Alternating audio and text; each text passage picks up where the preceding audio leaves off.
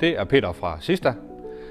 Jeg vil nu præsentere vores kistetrolley, som vi har udviklet primært til bedemændene.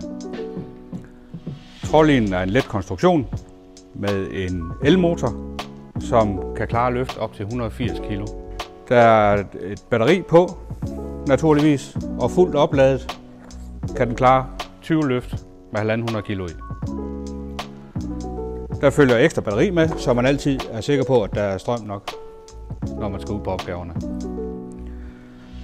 Vognen er monteret med en bremse, som låser hjulene, så man er sikker på, at vognen er stabil, når man læsser den. De største hjul er luftgummihjul, og de forreste hjul er massive hjul. Det vil sige, at vognen også kan køre på perlegrus. Der kan også monteres drejehjul foran, hvis man er mere tryg ved at køre med det. Kisten placeres på de her spikes, og det sikrer, at kisten står fast og stabilt under transport.